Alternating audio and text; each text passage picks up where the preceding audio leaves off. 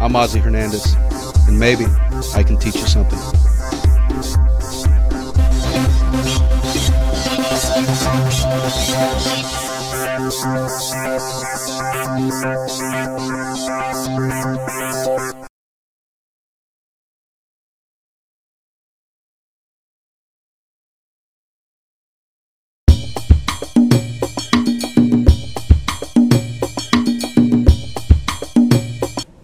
We're making pasta today, so the first thing we're going to do is actually bring a pot of water about half filled up to a boil. And let it get up to a boil before you actually put the pasta in, because if not, the pasta is going to end up cooking way too much. And you don't want the pasta to be soggy. You want it to actually be al dente or a little bit chewy. So we've got a skillet over here next to our boiling water. We've put it up on high. It's already starting to get warm. We're going to saute some sausage.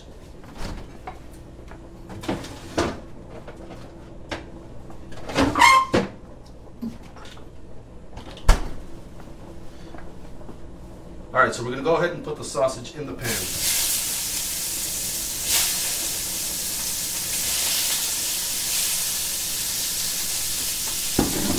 Want to make sure none of these are touching each other.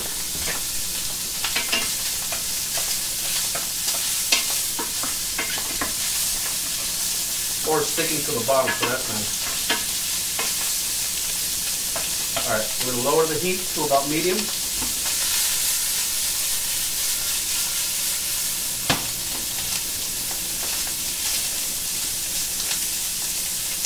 We're going to let those sweat for a little bit.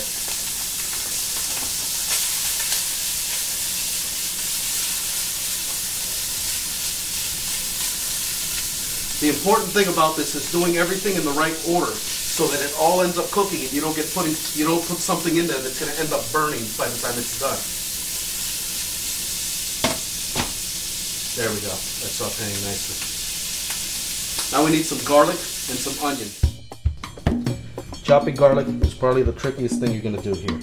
Okay, what you want to do is you want to rub your thumbs through it, getting all that skin off, so that you can actually get these cloves out. And we should probably use, 2 large cloves. Let's see. Alright, there's 1, there's 2. Alright, so let's get any excess off of it. Now with this, they all have a little nub where they grow on the clove. So we should chop that off, put it to the side. Same with this one. And a curious thing about garlic, it doesn't matter how big the clove is.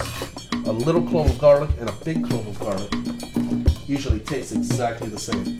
They'll have the same amount of flavor. Okay, so actually the bigger garlic is lighter in taste than a small clove. Okay, we're going to put it flat, put your knife against it, palm down, hold it steady, and press down. And all you have to do is lift it out, and it pops out. There's 1. The other side. There's 2. Okay, now I'm going to give it a coarse little chop, but it really doesn't matter how. Okay. This was there's slightly smaller pieces. See, there's a piece of skin. Put a pinch of coarse salt on it. And we're going to smash it in. Okay? Give it another chop.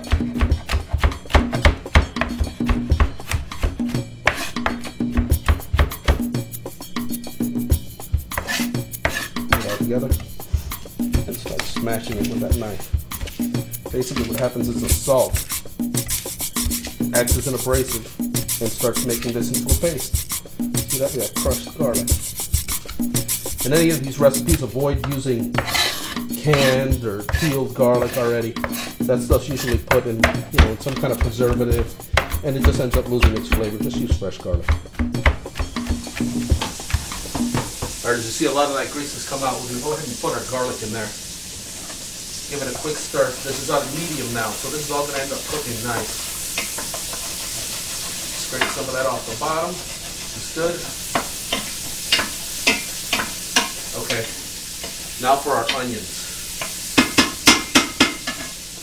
And onion's probably going to be the trickiest thing to chop. You actually got to put it on its side and hold it down while you slowly chop off one end there that you're not going to need. And then turn it around, do the exact same thing. Put it out to the side, lay it down so it's flat and it stays, and cut it in half. Okay? You're going to remove the outer layer because it's got a skin on it. Just put it to the side.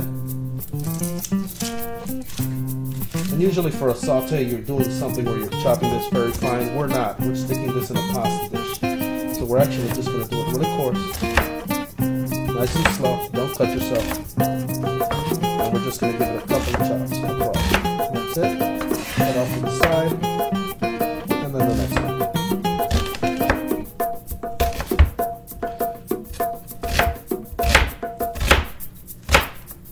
And there we go.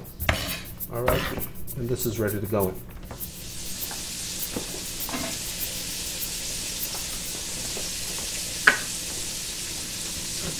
We're also going to add our little cherry tomatoes so that they cook all the way through.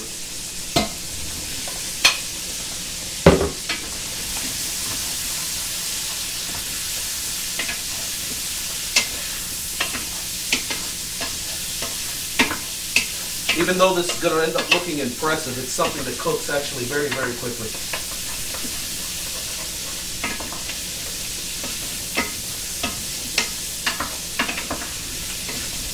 All right.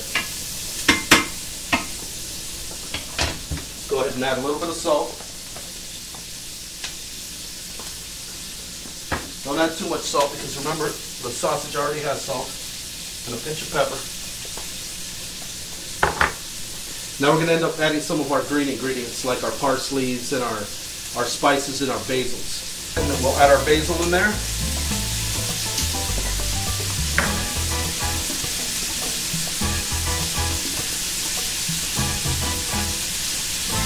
Okay. Let's go get our oregano.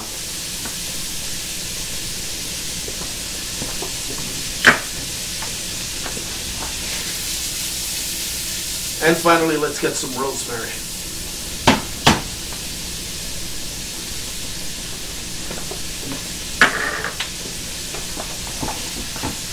Let's give this a quick stir through.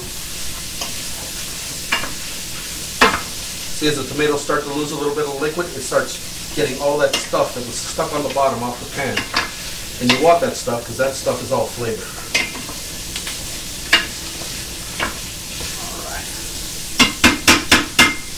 Let's add our bell peppers.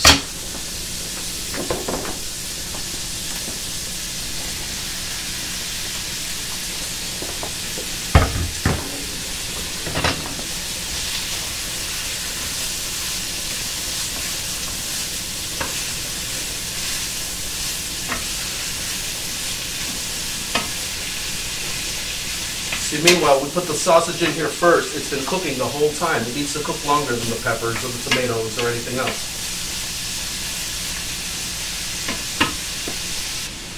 One of the last ingredients we're going to put in is shrimp. Shrimp cook very, very fast, and if you overcook them, they get really rubbery, so you really don't want to put them in until the end.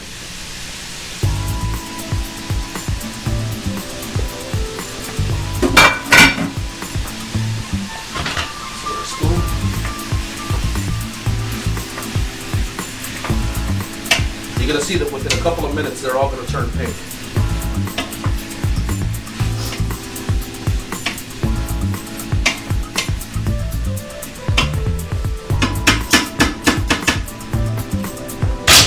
Alright, now we're going to add 2 tablespoons of water on the bottom of that pan.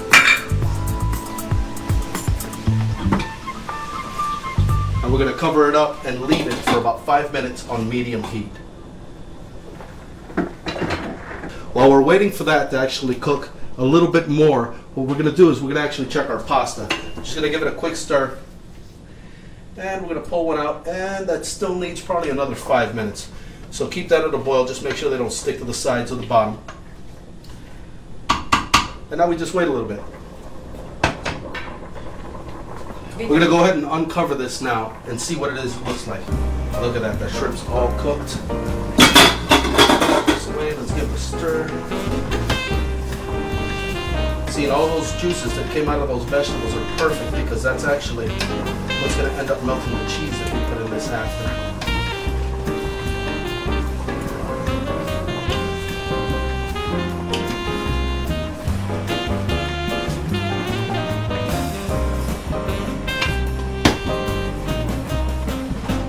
We'll bring our heat down to medium-low.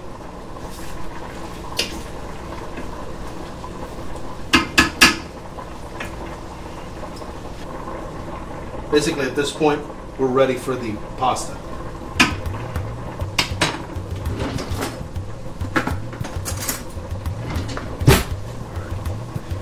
This is what this pasta looks like, see? And it's just about done. I mean, it's really just, it needs like another 2 minutes and it's done.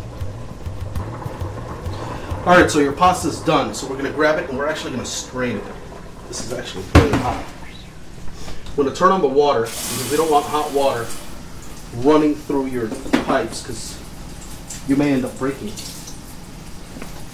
See here.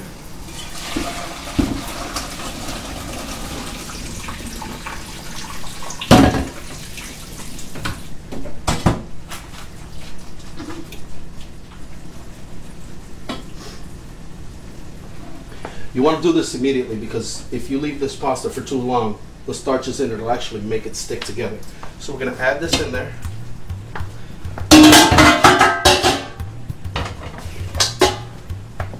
Just stir and fold that pasta in. There we go. We can actually just bring this down to low.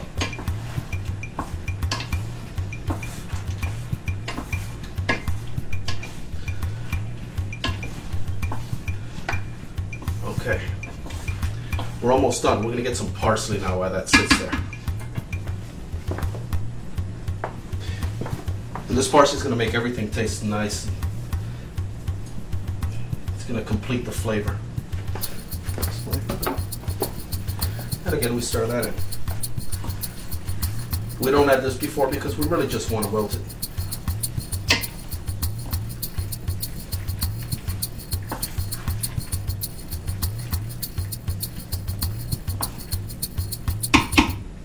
Absolute last thing you want to add is cheese.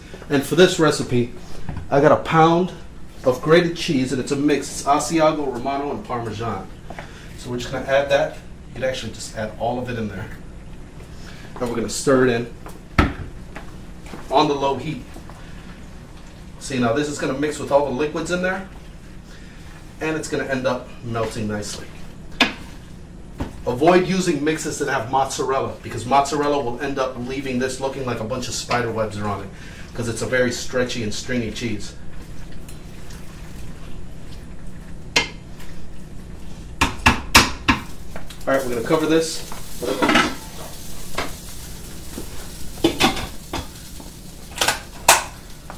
We're going to cover that for maybe about 2 minutes and we're ready to plate. You ready? All right, so there we go. We got a bowl. Gonna crumble a little bit of goat cheese over the top of it. There we go. Just start with that right here where I'm washing my hands. And we'll give it a quick garnish there. There we go. And that's our dish.